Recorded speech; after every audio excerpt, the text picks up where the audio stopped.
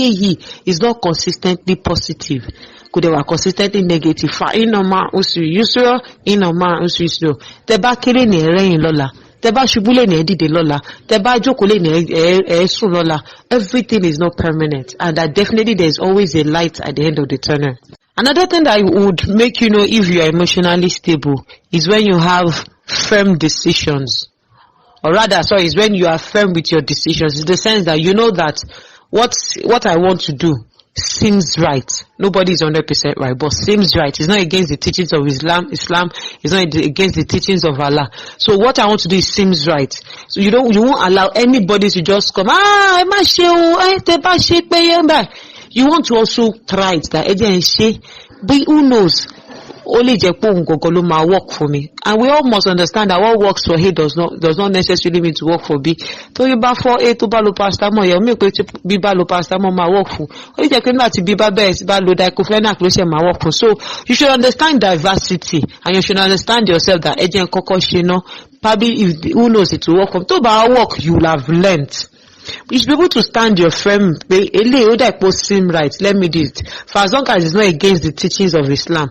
Also, we should learn to breathe when we feel choked. If I mean situations man shele, when I mean choked, oh my God, you feel saturated, you feel exhausted, you feel like long. At that time, when you're able to remember that, Fokambale, ma worry, everything will definitely, everything has control. Because think otiko ni solution, could I think otiko ni resolution?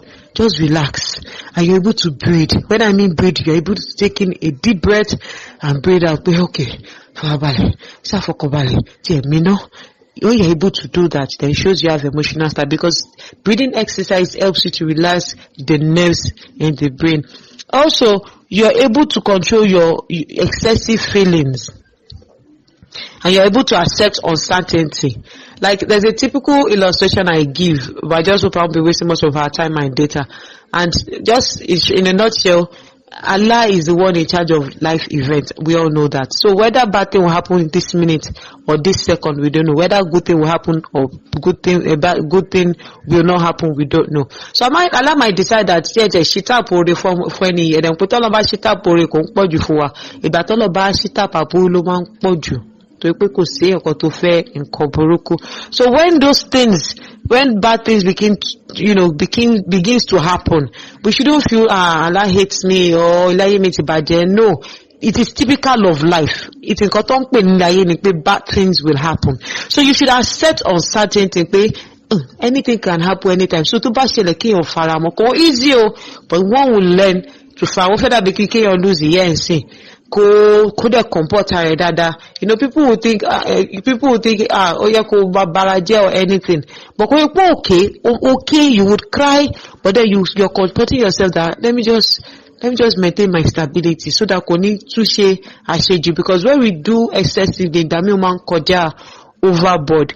Then also we should see things from the small perspective. For example, when big things happen, like probably you lose someone very close to you and someone most important to you. See that thing from the small perspective.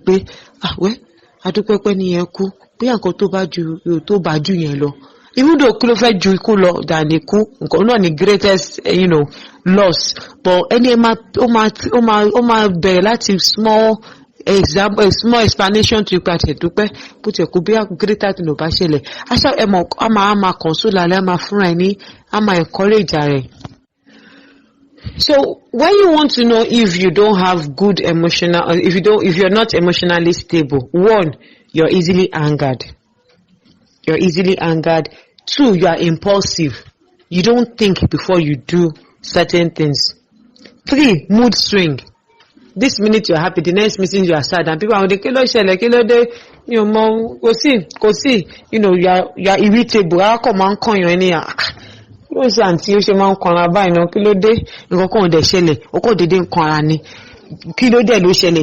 just feel you are unhappy, you are impulsive, you have mood swing, then anxiety. Normal fún obìnrin to an extent. kí obìnrin máa bẹ̀rù pé a máa wà worried sorry kí èèyàn ní bẹ̀rù but ètí kò dájú ní kí ọmọ wà worried jù. Mo ti ṣàlàyé we are wives, we are mothers, we are sisters, we are brethren, so all of these things will come with its challenges, but when it comes with excessive fear, ìbẹ̀rù, then there's a problem. And when we worry too much, problems will come, one solution comes, let's live with it and we move on. But when we keep swimming in worry, worry will not help you with solutions. It is thinking that will help you with solution. Okay, kankan ti ṣẹlẹ̀, kí ni solution? While you are looking for solution, yes, you are feeling bad.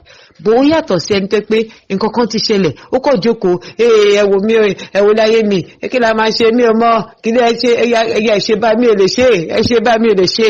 The person does this as what we call, feels hopeless and feels worthless. Then ẹ bá ti ń feel pé kò sí nǹkan tí mo lè ṣe, there's nothing I can do. There's nothing I can do. Mi ò ní kápá láti ṣe nǹkankan mọ́. There's a problem. Or when the person feels like, or when the person feels like, in fact, kò sí nǹkan tí mo lè, àwọn èèyàn lè jèrè nǹkankan mọ́ lára mi ò dẹ̀ lè jèrè nǹkankan mọ́ láwọn èèyàn. Ọ̀rọ̀ burúkú náà ọ̀rọ̀ yẹn. We should watch out for such individuals. Then also when the person feels empty. You know, we all have life purposes. I like to dwell a little more on this. So I like to dwell more on life purposes. Like, do not let us deceive ourselves. Allah himself has said that there's a reason for our creation. So aside from worshiping yes, in fact, the major reason why he created us is basically to worship Allah. I know worship is every sphere of our life. Aside salat, aside reading the Quran, what we seeking for food is worship. Doing good deeds is worship. Wearing good clothes is worship. Living in a good house is worship. So aniyan and how the person goes about it will make it what worship or not. So when you now sit and feel there's nothing I can do, there's nothing I should do, let me just stay back and not achieve anything in life, or probably you just decide what to be. Please do not get me wrong. We can all be full housewives and we can work from home. But when we feel there's nothing I can do, or there's nothing I will do, you know that thinking, then that is what I'm saying. You can be a full housewife and be doing so many things from you. I know so many full housewives that are making millions compared, but she's still in her home doing her full house duties and at the same time making money. So we all have life purposes and we should look for purpose in our lives. Allah has blessed us all. So people are blessed. Their blessing is in their hands. Tí o bá fi ọwọ́ ṣe nǹkan, you will be marveled.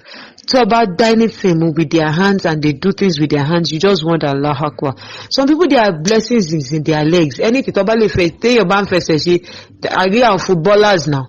Some people, their blessing is in their head. And that's why some people are making millions, all because they are coming with great ideas. And some people like us, talent àti skill wa sí. And some people, their skill is just is in their fingers. They can write anything. So we should look for purpose in life. So think about people who need purpose in life, or that is a major problem, and that is a major sign of poor emotional stability. Also, the person is likely to feel paranoid. I come and suspect everybody. Any small time, Abila Dajalo and dear, Abita Medulo Sheda, Abila Dajalo lost of just I come out necessarily suspicious about people around her. The person would be distrustful. No, trust them more. Trust is different from when you have issues with people. Okay, when you have issues with people and you just feel okay, break, so that but that doesn't mean you don't trust any that person anymore. But you are excessively distrustful people or suspecting people that there's a problem at Ibebelo. So in a nutshell, to round off, so in conclusion, number one, we should all understand our nature. And we should all, irrespective, probably we are already stable or not, we have to learn to be emotionally stable. So part of some of the major things we need to understand is that we need to emphasize more on positivity. So if you are the type that naturally have negative actions, negative thoughts, everything is negative, you have to really work on it. And if you feel it is excessive, you might want to seek help. And I must mention this, that for those that are emotionally unstable, it could result to any psychological distress. It could even result to suicidal ideation, because when the person feels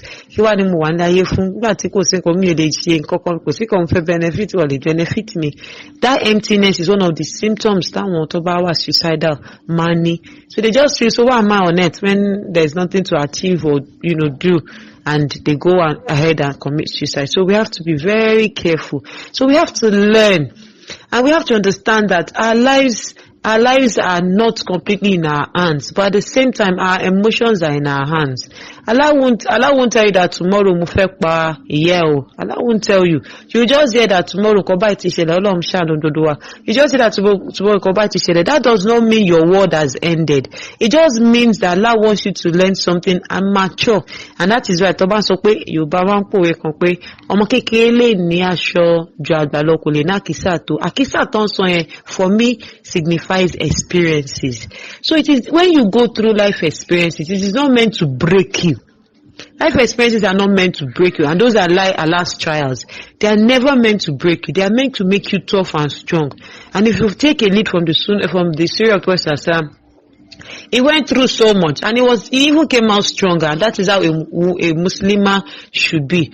Our emotional stability should be strong, but we have to build it. And the major recipe, aside those other things I said, that when you notice it, you know you're emotionally stable. Aside those things, like the perspective, the having control, be firm with your decision, breathe, and also seek for help. But the major recipe, the number one recipe, the one that will make the whole thing come out dada, is the positivity. May Allah make it easy for me and you. May Allah accept this as an act of ibadah. May Allah forgive us all. May Allah forgive us our shortcomings. Assalamu alaikum wa rahmatullahi wa barakatuh. Now, all glory and adorations to Almighty Allah for making it easy for our lecturer to deliver it meaningfully, and also we, the listener, to understand it bountifully. May this not be the last for any of us to listen to on PMG platforms. وَقُولِ قَالَ عَزَّ أَسْتَغْفِرُ اللَّهِ. Amen. Regards to the family at home, on behalf of PMG, I remain my humble self, Ajia Khadija Odiyemi, Ibatullah, tonight's program moderator. Wassalamu alaikum wa rahmatullahi ta'ala wa barakatuh. Precious Mother's Guide, Happy Women, Happy Nation.